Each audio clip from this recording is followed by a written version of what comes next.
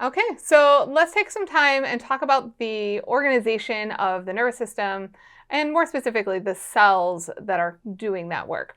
So when you're looking at the cells, there's really two major categories. So we're going to kind of separate out some maps here. So first one's going to be your neurons.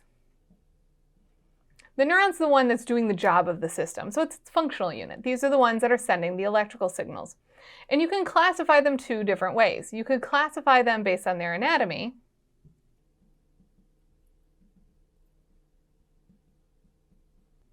or you could classify them based on their phys. What are they doing?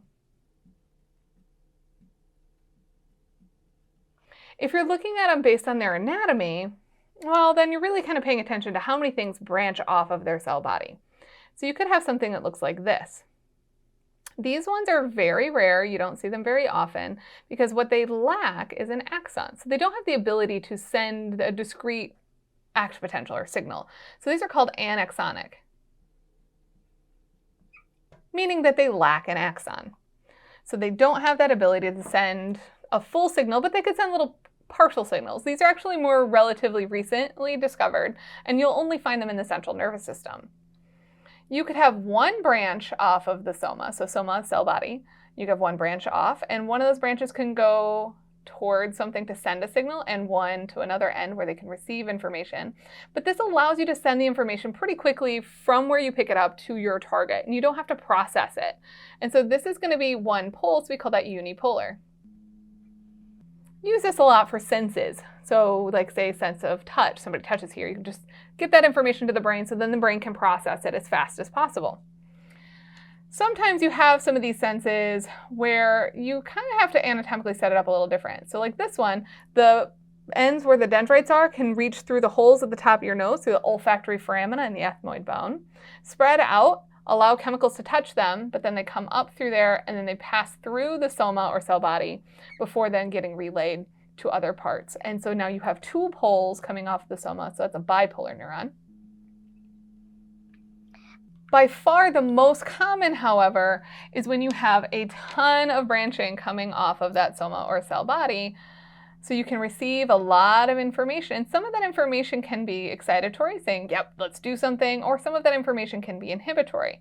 But you will still only send one signal out, that axon. So this one is going to be used for things like sending muscle commands. You don't want to send the command unless you're really sure. So get information from different areas and then decide right here at the axon hillock at the cell level whether or not you want to do anything about it.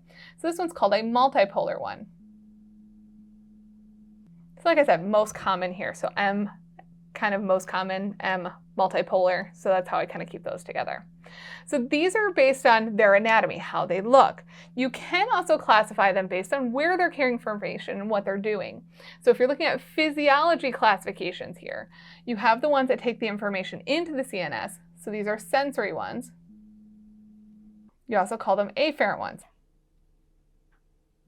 So sensory neurons or afferent neurons are going to send information into the CNS. The cells within that CNS, if we kind of picture the CNS like a box for now, the cells inside of there are going to be the association neurons.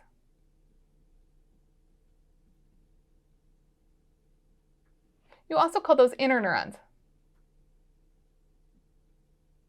These are the ones that are going to understand information, interpret it, process it, store information about it. These are the ones that you're relying on an exam to come up with the memories for things that you've studied and then figure out how to apply them. And then you have the output ones. So you're taking information from the CNS. These are the commands. These are going to be your motor neurons, which are also called efferent. Now, a way to remember the alternative names is afferent takes you into the CNS, efferent takes you out, right? So you go in this order always. A before E, think about it in C. Thinking only happens in the central nervous system. That's where perception occurs. Afferent's job is just to get you there, get the information in to get processed. Efferent, think of it as your exit. So A before E, you have to know it before you can respond to it. Now, with both the sensory and the motor, there are subdivisions because there is some stuff that you are aware of and some stuff that you're not aware of that you're taking to the brain or spinal cord. So if it's conscious, we call that somatic. So somatic sensory would be things like touch, taste, smell, pain. You're aware of all of that. But you also have visceral sensory neurons. Visceral sensory neurons would be things like, how much potassium do you have? What is your blood pressure? There are parts of your brain that know this information. You just can't consciously pull it out. Like right now, tell me what your blood pressure is. You can't, but somewhere in your brain you can, because you have visceral sensory neurons sending this information into the CNS. You're just not aware of it. And the same will happen over here for motor. You have some conscious commands that you're sending out, and we'll use the same pattern. So the conscious information is going to be from a somatic motor neuron. So somatic motor neurons, if it's conscious information, those go and talk to skeletal muscle. The only thing you can consciously control. You will also have visceral sensory neurons, which will send information to those unconscious muscles like smooth muscle, cardiac muscle, but also things like glands and knowing when to secrete things. So unconscious information. Now, be aware of the fact that the name of the cell that you're using sometimes matches a division of your nervous system.